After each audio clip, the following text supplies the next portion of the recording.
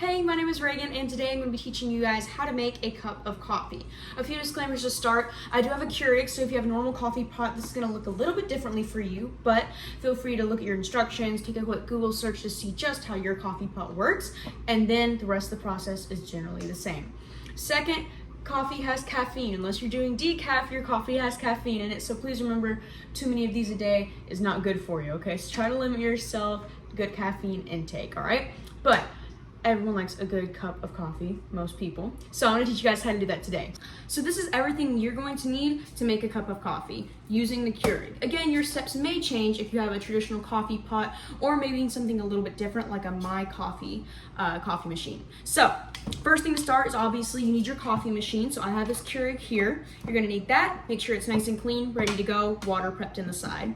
Next, you're gonna need your coffee pod. Again, like I've said, I've got a Keurig, so I use little coffee pods. They come in many different brands, many different flavors, many different even types of coffee. So I have this one here, just a donut store blend.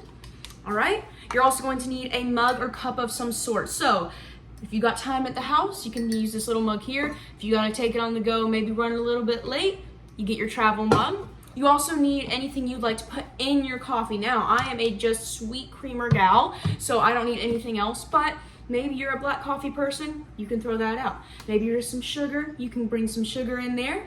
If maybe you'd like some milk or cream, or maybe you want all three, maybe you want to throw cold foams and syrups in there, whatever you'd like, but anything you'd like to add into your coffee, okay?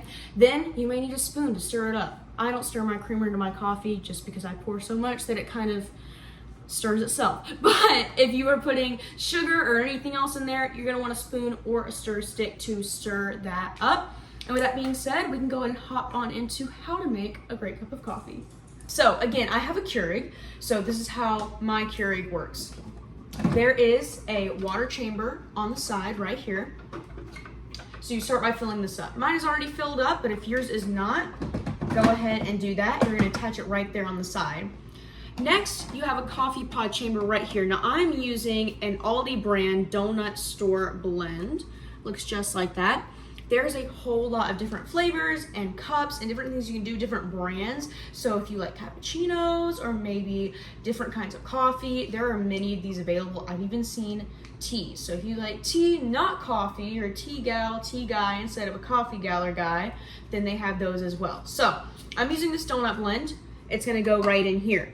But before we can actually start making the coffee, we need to turn the machine on. So there is an on button right here on my left side. You turn it on. Make sure it's plugged into. Awesome. You start to see a green button and it starts making a noise, okay? Now, once it is all ready to go, it is going to stop and it is gonna, these blue buttons right here, or these buttons right here are going to light up blue, okay? So I like to start by going ahead and taking my mug. You're gonna need a mug. And leaving it right there. Now we're still waiting. There's a red light right up here next to my Keurig and it says it is heating. So that means we're gonna wait just a few more minutes for that. All right, it is still heating up. It is still getting there. Depending on how often you use it, or maybe if you haven't touched it in a while, your Keurig might take a little bit longer to heat up, which is totally okay. And again, if you have a normal coffee pot, so like the one you see maybe in older TV shows where it's a pot and the coffee's dripping down, your steps are a little bit different. And again, this process might be either a little bit quicker or a little bit longer, just depending on what you have. Awesome, okay, so if you can see, this right here just lit up blue. So I have three options right here. You can make a small cup of coffee, a medium cup of coffee, or a large cup of coffee. Now, the bigger the cup of coffee, the weaker the coffee is. So if you're a coffee aficionado, you know that coffee can be super strong or pretty weak. So again, the bigger the cup of coffee, the weaker it is because the amount of grounds in here does not change. I'm gonna go for a small cup of coffee right now because it is 6 o'clock in the evening and I don't need a big cup of coffee. So we close this all the way. You're gonna hear that pop. That means the little needle inside has penetrated that coffee cup. Now I get to pick. Now they're not just blue, they're blinking, if you can see that. I'm gonna select the small one and it is going to start dispensing my coffee. Now, I don't do sugar. Instead, I do a creamer, which is also Aldi brand. And this one is a iced sugar cookie. I've also had their caramel. I've had a couple other ones that I can't remember off the top of my head, but they're pretty good. So I don't need sugar because there's sugar in these right here. But if I were using sugar, I would have put the sugar in the cup before the coffee, just something I like to do when I was using sugar. That way the coffee was melting the sugar down as it was coming out, and then I'd stir it up, add milk, add whatever I like. But I've stopped doing that.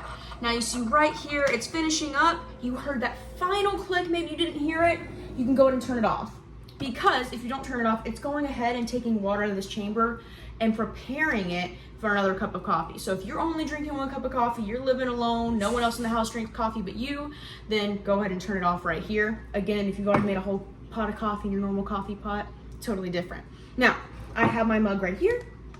I take my creamer. This is completely up to you. However much, however little you like. If you like black coffee, put this back in the refrigerator. I don't like black coffee, so I pour just enough to make it pretty light.